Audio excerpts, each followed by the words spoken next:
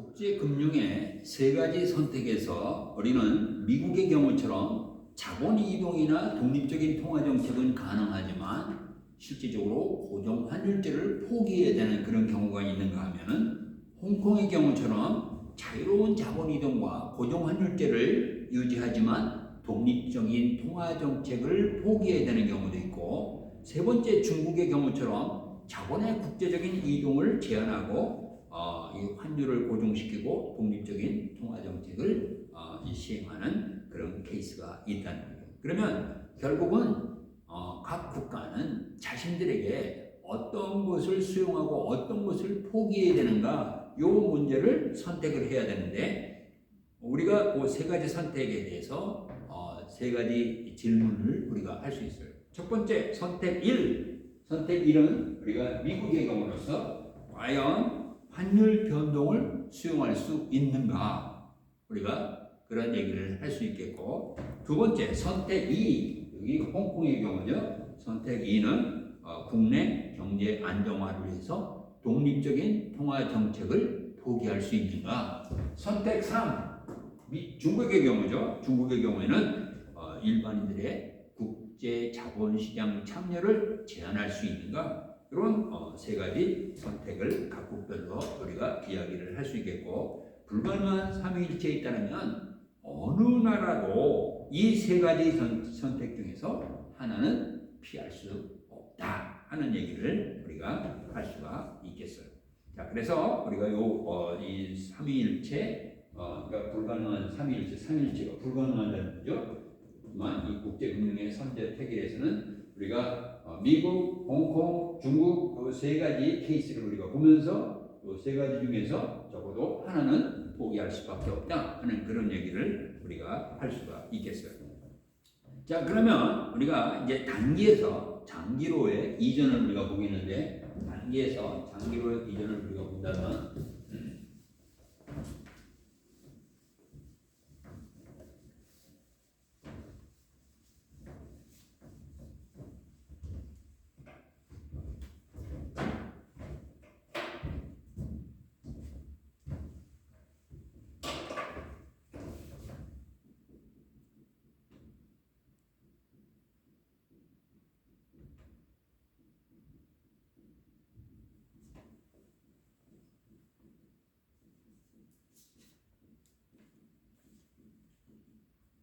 장단기 먼델 프레밍 모형을 우리가 고려하는 것인데, 우리가 지금까지는 이제 물가가 고정된 이 소국 개방 경제를 가정했지만, 물가가 변동되는 경우, P가 변동된다면, 자, P가 변동된다면 요 P 변동 시에 첫 번째로 우리가 생각해야 될 것이 뭐냐면은, 결국 소국 개방 경제에서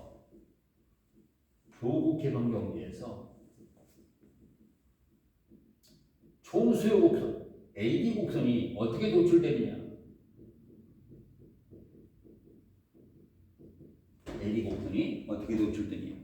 두 번째, 결국은 단기로부터 장기로의 이동이 어떤 식으로 이루어지는가 하는 것을 우리가 볼 수가 있어요. 그럼 여기서 우리가 이 먼델 플레밍 모형에서 보듯이 여러분들이 알다시피, 먼델 플레밍 모형에서 y는 cy-t의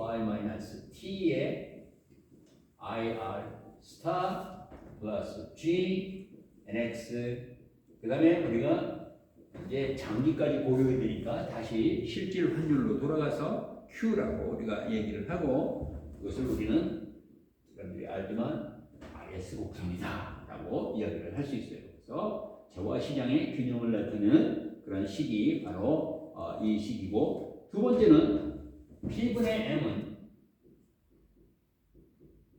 L, R, Y 에서 R 스타죠. 넌 여기서는 LM 곡선이다.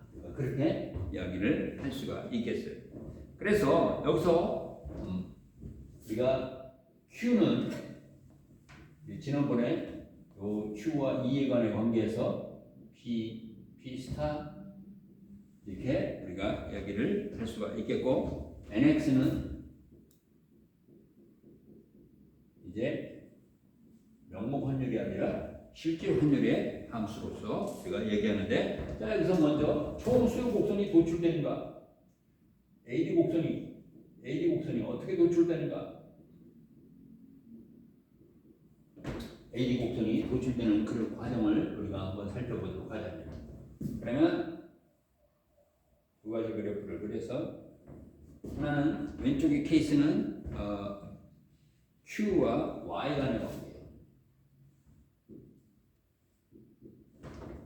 우리가 그것을 우리가 한번 보겠고, 두 번째는 P와 Y 간의 관계. 자 그러면 우선 첫 번째로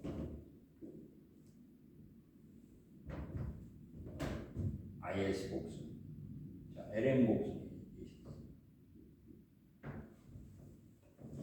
자 그러면 우리가 이 곡선에서 만약에 물가가, 자 여기서 지금 여기가 Y고 Y0고 Y바가 여기 있다라고 해보자면 Y바 여기 있습니다.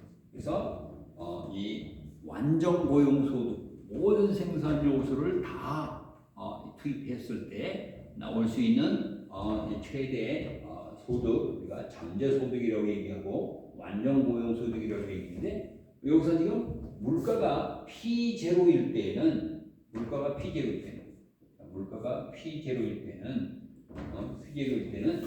Y0와 Y바를 비교해보면 항상 Y0는 Y바보다도 작다. 즉 이때 Y0는 총 수요에 해당되고 Y바는 총 공급에 해당되는데, 이렇게 되니까 결국 Y0와 Y바를 비교해보면은 Y0와 Y바는 결국 실질에서 여기서 지금 P0에서 보면은 Y0는 Y바보다 더 작으니까 총 수요가 총 공급에 못 미쳐요.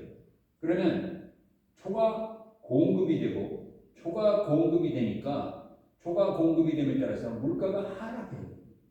그러니까 물가가 하락하니까 결국 물가 하락에 따라서 LM 곡선이 오른쪽으로 시프트한다는 거예요. LM 곡선에 오른쪽 시프트가 있게 된다. 그러면 이것을 갖다가 우리가 이 LM 곡선의 오른쪽 시프트에 따라서 결국은 Q가 하락하고 Y는 증가한다 하는 그런 얘기를 우리가 할 수가 있겠어요. 자, 이에 따라서 결국 여기서 본다면 물가와 이 관계를 우리가 본다면 P와 Y 간의 관계는, P와 Y는 P가 P0일 때 그때 Y0가 이만큼, 요점이 A점이다. 우리가 얘기했을 때 이게 A점이라는 거예요. 그런데 물가가 여기서 하락하게 P0에서 P1으로 하락하게 되니까 LM 곡선이 오른쪽으로 시프트하게 됨에 따라서 결국은 Q가 하락하게 되고 Q0에서 Q1으로 하락하게 되고 소득은 Y0에서 Y바로 증가하게 되었다는 얘기예요. 그렇게 되니까 자 P1으로 하락하게 되니까 소득은 Y1으로 증가되어서 그 점이 결국 여기서 B점이 되었다라고 우리가 이야기를 할 수가 있어요. 그래서 결국 A점과 B점을 연결해 보면 이게 바로 AD 곡선이 된다.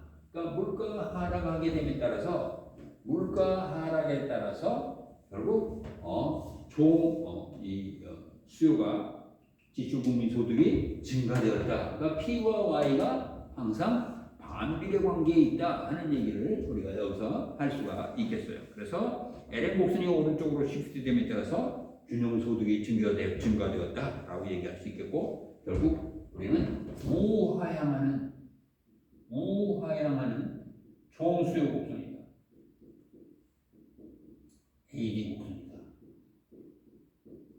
그렇게 이야기를 할 수가 있겠어요. 그래서 우리가 단기에서 보면은 결국 이 총수요 곡선은 역시 우하향하는 그런 모습으로 나타난다 하는 얘기를 우리가 할 수가 있겠어요. 두 번째, 우리가 이제 총수의 곡선을 도출했으니까 단기에서 장기로의 이동이 어떻게 이동되는가 하는 것을 우리가 보자. 단기에서 장기로의 이동.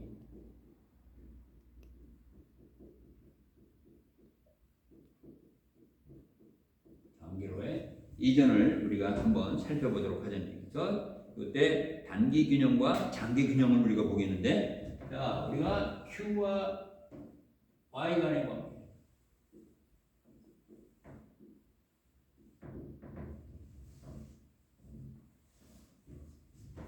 그래서 P와 Y 간의 관계. 우선 Q와 Y 간의 관계는 우리가 이제 S 곡선이고 LM 곡선은 그래서 LM P0, LM P1 이런 식으로 우리가 얘기할 수 있겠고, 그때 여기는 Y0, 여기는 Y바 이렇게 여기를 할 수가 있겠어요. 그러면 우리가 아까 봤듯이 여기가 균형점 A점이고 여기가 균형점 B점. 자, 그러면 이제 이것을 갖다가 총수요 총공급으로 본다면 포인트 A점에서 보면은, 자, 포인트 A점에서는 Y0와 Y바가 관계가 이렇다는 얘기예요. 그래서 총수요가 총공급에 미치지 못한다 하는 얘기를 우리가 할 수 있겠고, 여기에 따라서 결국 초과 공급이 있게 되고, 초과 공급이 있게 되니까 물가가 하락하게 되었다. 그러면 최초의 P0일 때 P0에서의 단기 총공급 곡선은 어떤 모습이냐면 이런 모습이에요. 그래서 SRAS 제로다 라고 얘기할 수 있어요. P0 수준에서는 총공급 곡선은 이런 모습이에요. 그리고 이때 여기 총수요 곡선은 어떤 모습이냐면 이런 모습이에요. 총수요. 아까 우리가 이 AD 곡선을 여기서 도출을 했죠. 여기서 AD 곡선이 이렇게 된다는 것을 우리가 도출을 했다는 거예요.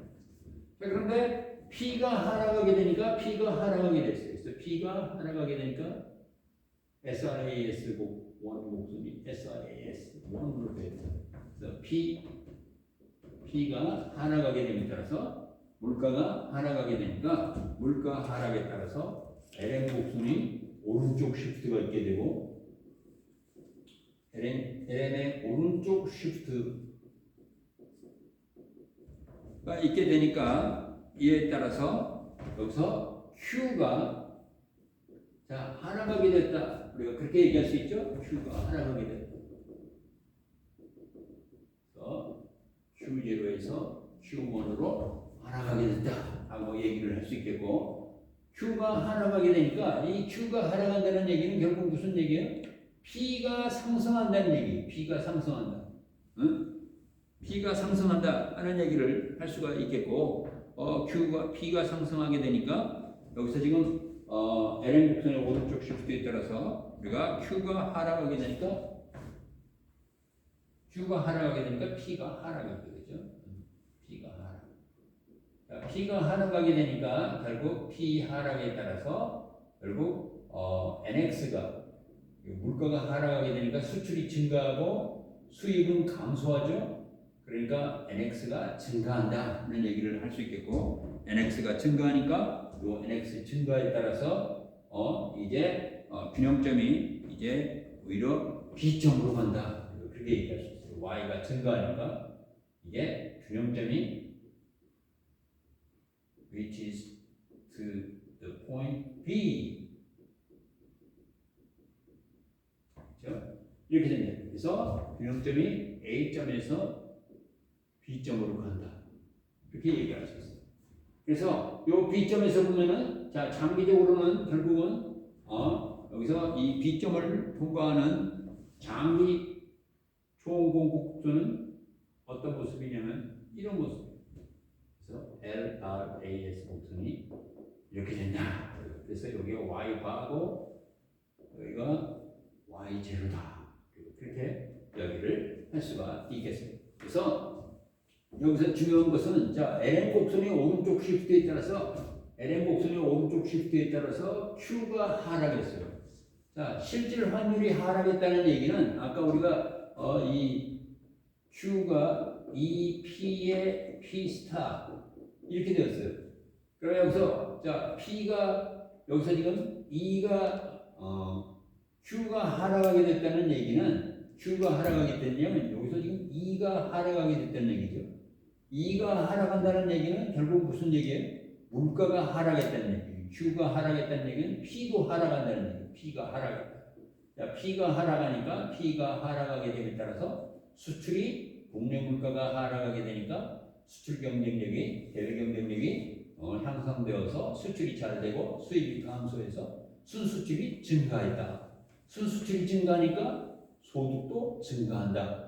그래서 여기서 지금 소득이 Y0에서 Y바로 증가했다는 거예요. 그러니까 균형점이 B점으로 이동했다. 우리가 그렇게 이야기를 할 수가 있겠어요. 장기적으로 보면은 결국은 요 Y바를 기점으로 해서 수직에 이르는 장기 초음속 곡선이 된다. 우리가 그렇게 이야기를 할 수가 있겠어요. 자, 그러면 단기 균형에서 A점에서 장기 균형 B점으로 가는 데 있어서 이 정한되는 속도는 항상 경제가 자연율로 회복되는 물가의 조절 속도에 달려 있어요.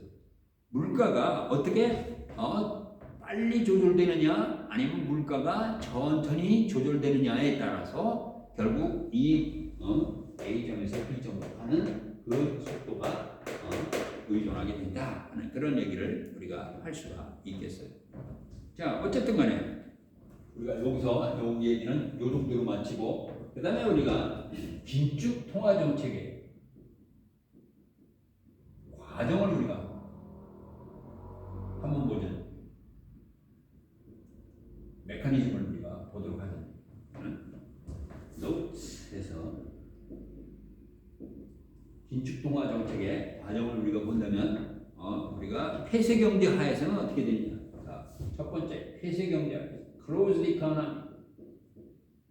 폐쇄 경제 하에서는 자, 예를 들어서 긴축 통화 정책. 통화량을 감축시켰어요. 통화량을 감축시키니까 금리가 어떻게 됐어요? 금리가 상승되었다. 자, 금리가 상승하니까 결국 투자가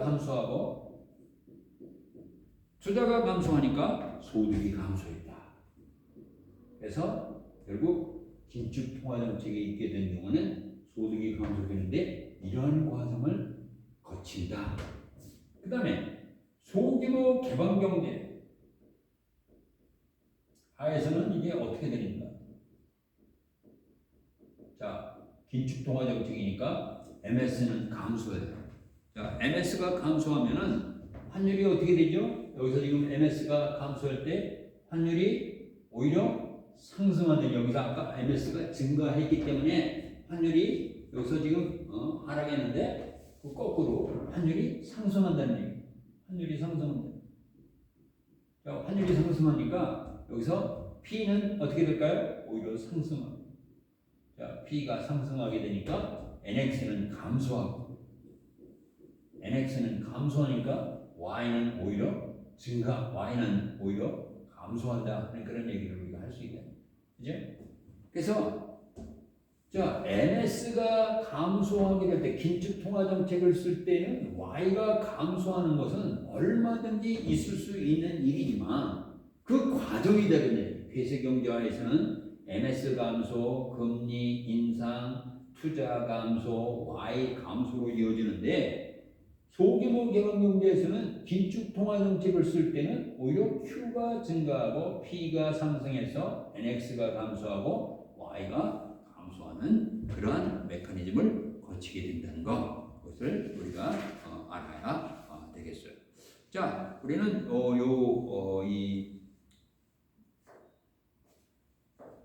우리가 먼델 플레밍 모형에서 우리가 본 것은 맹큐 책에서 본 것이고, 이제 김인준 선생의 교과서에서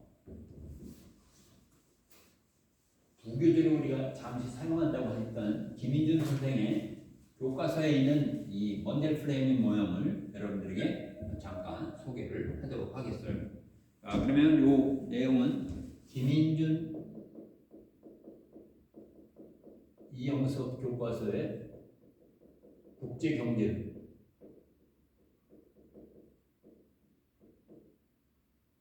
아마 8판이나 또는 9판으로 내가 알고 있는데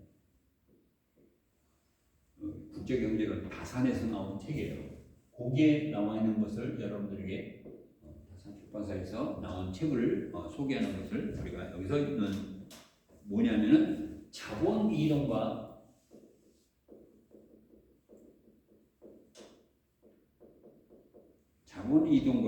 개방 경제 모형 이렇게 아마 되어 있을 거예요.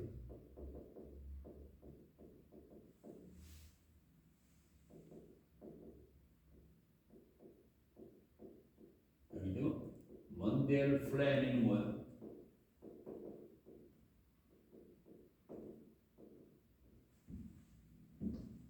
우리는 흔히 이것을 갖다가 또 뭐라고 얘기하냐면 IS, LN, BP 모형이다 이렇게 부르게 돼요.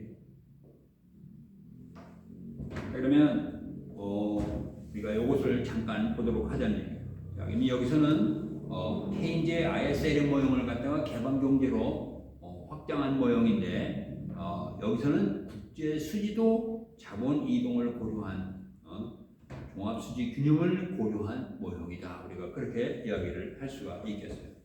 우선 첫 번째 재화 시장 균형을 보겠습니다. 재화 시장 균형. 재화시장 균형. 재화시장 균형에서는 IS 곡선을 나타내죠. 여러분들이 알다시피 재화의 공급과 재화의 수요가 일치하는 금리와 소득 간의 관계를 이 직선으로 그래프로 나타낸 것, 그것을 갖다가 우리가 IS 곡선이라고 얘기하죠. 자, 그러면 IS 개념이라는 것은 재화시장의 균형을 나타내는 소득과 이자의 조합점들의 궤적인데 우선 IS 곡선에서 우리가 C는 소비는 가처분 소득의 함수다. 그 다음에 투자는 이자율의 함수다. 그 다음에 수입은 소득의 함수다. 그래서 소득이 일반적으로 여기서 지금 수입과 소득 간의 관계는 IM 프라임은 DY분의 DIM. 그래서 우리는 이것을 갖다가 뭐라고 얘기냐면 소득이 변화하게 됨에 따라서 수입이 얼만큼 증가하느냐. 자, 그래서 일반적으로 우리가 얘기할 때 이것을 갖다가 우리가 한계 수입 성향이라고 해요. 한계 수입 성향. 한계 수입 성향은 요 값이 항상 0보다는 크다. 즉 무슨 얘기냐면 소득이 증가하면 수입은 반드시 커진다 하는 얘기예요. 그러나 이 크기는 1보다는 작다는. 그러니까 소득이 증가할 때 수입이 증가하더라도 수입 증가는 소득 증가에 미치지 못한다 하는 얘기예요. 그래서 여기 한계 수입 성향이 0과 1 사이에 있다. I 프라임은 여러분들이 아는 대로 DR분의 DI. 그래서 이것은 항상 0보다 작다. 그렇게 얘기를 할 수 있어요. 그러니까 R이 상승하면 투자는 감소하고 R이 하락하면 투자는 증가하는 그런 관계가 형성이 되고, 그 다음에 C는 C 프라임은 dy-t분의 dc에 이것도 역시 0과 1 사이에 있는, 그래서 이것을 갖다가 우리가 한계 소비 성향이다 라고 얘기하죠. 한계 소비 성향. 그래서 이런 관계가 있을 때 우리가 요 식을 IS식을 쓴다면 IS식은 Y는 총 공급은 CY-T의 IR 플러스 G 그 다음에 X바 마이너스 IMY 해서 이것이 이것은 국내 지출 그 다음에 이거는 해외 지출 해서 이 둘을 합한 총 지출 국민소득 그 다음에 총 생산소득 우리가 이렇게 해서 요 IS를 이렇게 쓸 수 있다는 얘기입니다. 자, 그러면 이랬을 때 이것을 우리가 전미분해 보면은, 자, 전미분을 해보면 모든 변수가 다 한꺼번에 변화한다. 자, 그러면 y 자체의 변화 dy, c 프라임의 dy 마이너스 dt, 그 다음에 i 프라임 dr, 그 다음에 g는 변하지 않는다고 치고 x바 마이너스, x바도 변하지 않으니까 그냥 없어 놔두고 마이너스 im 프라임 dy다. 그렇게 얘기를 할 수가 있겠어요. 또 dt도 0과 같다라고 얘기했으니까, 자, 여기서 지금 dy는 1 마이너스 c 프라임, 그 다음에 im 프라임, 그 다음에 i 프라임 dr 이렇게 되죠. 그러면 요 1 마이너스 c 프라임이라는 것은 우리가 1에서 한계 소비 성향을 뺀 것이다. 한계 저축 성향. 그 다음에 im 프라임은 우리가 스몰 m으로 우리가 표시하잖아요. 한계 수입 성향. 여기서 지금 im에 대해서 한계 수입 성향. 그래서 우리가 이것을 다시 쓰면 dy는 s 플러스 m, 그 다음에 i 프라임 dr. 그러니까 자 dy분의 dr, is 곡선의 기울기죠. dy분의 dr은 i 프라임이고 s 플러스 m이다. 그러니까 이렇게 이야기를 할 수 있겠고, 그래서 요 기울기는 보세요. 자, i 프라임은 여기서 뭐라 그랬어요? i 프라임은 음이다. 여기 음이. s 플러스 m은 자 s 한계 저축 성향도 0과 1 사이에 있는가, m도 0과 1 사이에 있는가, 다 플러스인데 여기 전체 플러스니까 여기 플러스 마이너스는 마이너스다. 즉 dy분의 dr의 기울기는 r과 y의 관계는 이렇게 우하향하는 그런 모습을 갖는다 하는 얘기가 되겠죠. 그래서 이 is 곡선은 바로 여기서 지금 무슨 얘기를 하고 있냐면, 자 재화 시장에서 공급과 수요가 일치하는 그런 이 선들을 연결한 선이 바로 IS 곡선이 됩니다. 이 IS 곡선을 벗어난다는 얘기는 불균형이에요. 불균형. 그러면 이 IS에서 이쪽으로 간다. 결국 Y보다도 균형보다도 더 커지는 것을 의미하니까 초가 공급이고, 반대로 이쪽에 있는 경우다 바로 초가 수요가 된다 라고 이야기를 할 수가 있겠어요. 자, 그런데 여기서 우리가 한 가지 알아둘 것은 요것은 개방경제 하에서의 IS 곡선의 기울기, 폐쇄경제 하에서의 기울기는 뭐냐? 이거예요. 이거. 역시 음인데 이거란 얘기. 이건 폐쇄경제 하에서, 폐쇄경제 하에서. 이거는 개방경제 하에서. 자, 그러니까 자 여기서 지금 이게 정답 음인데, 음이지만 요 기울기를 보면은 여기에 m이 하나 더 들어가 있다는 얘기예요. 그러니까 자 요것은 IS 곡선이 여기서 지금 음이긴 한데 이게 더 기울기가 가파르다는 얘기예요. 기울기가 가파르. 이게 더 가파르다는 얘기예요. 그러니까 여기서 지금 우리가 한 가지 얘기할 수 있는 것은 이 가파르다는 얘기는 결국 개방경제 하에서는 이게 가파르다. 폐쇄경제 하에서는 이것이 좀 더 완만하다 하는 얘기를 우리가 할 수 있다. 이렇게 IS.